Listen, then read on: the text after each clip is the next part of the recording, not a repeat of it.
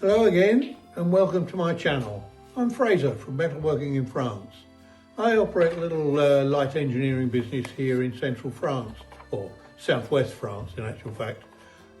It's more central than southwest, to be quite honest with you. Anyway, a client here has got a drawing here for me to make a shaft for him.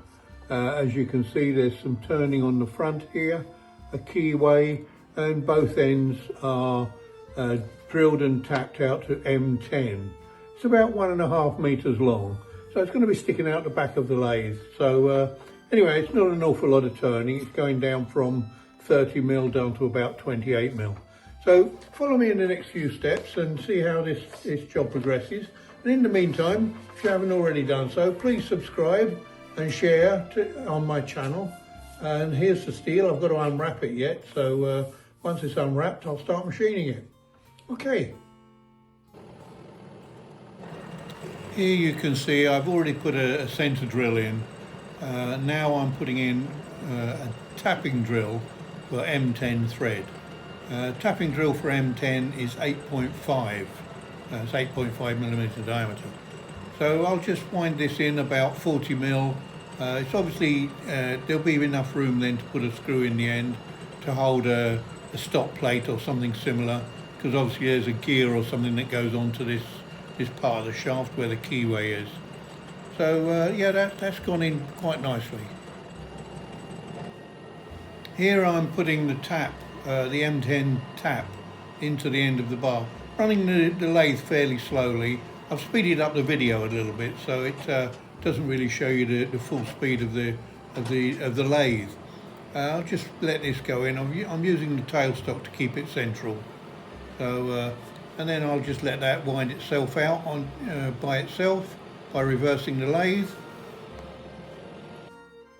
Well, quite a simple bit of turning really. I've just got to take this down from 30 mil down to 28 mil. So that's easy. So here we are using the old faithful wobbler or centre finder. This is 10 millimeter diameter, so when this kicks off to the side, that means I'm right on the edge of the bar. So I'll then take this up and then I'll wind in 5 millimeter exactly, and that will give me the centre line on the edge of the bar, so that I can then index over to find the centre of the bar to put the keyway in. Here you see I'm using the DRO. It was set on 5 millimeter, so I've then taken that to 0 and then up to 14 millimeter, which will take me into the centre of the bar itself, ready to cut the keyway. Right, here I'm using a little trick that I learnt as a toolmaker. It's a cigarette paper. Moisten it, stick it on the end of the bar, and then you just wind in the tool until it just scuffs the paper. And you're approximately 2/1000 of an inch away from the bar then. I know 2/1000 is imperial and we deal in metric nowadays, but hey ho, that literally, as soon as it starts to scuff the paper, then I know I'm on the end of the bar.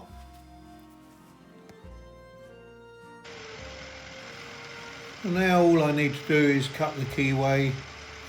Reasonably straightforward. It's going to be a couple of cuts to get it down to the depth. I won't show you all of them cutting down, but this basically, as you can see, it's quite slow. If you go too fast, I'll just break the slot drill. If I don't break it, I'll just burn the end of it and it won't cut anymore. So we're nearly there anyway, so just got to take that along about 65 millimeter, just so that there's enough depth or length on the keyway itself. So yeah, I'll just run that back again and then I'll show you the final cut after that. There you are. Well, there you are. Nice little job. Keyway on the end, as you can see.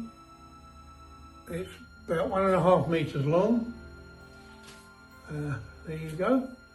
Nice little job in the end.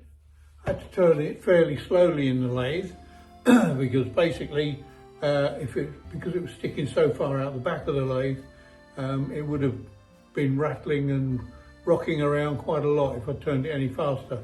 So, but it turned up okay. It's got quite a nice finish on it. So, as I say, we've got a tapped hole in each end, M10 thread in it. So anyway, I hope you enjoyed that video. Look out for more videos in the future, and obviously, like I said before, if you haven't already done so, please subscribe to my channel and look out for more videos in the future. And obviously, look back at some videos in the past as well. Okay, so see you in the next one. Goodbye.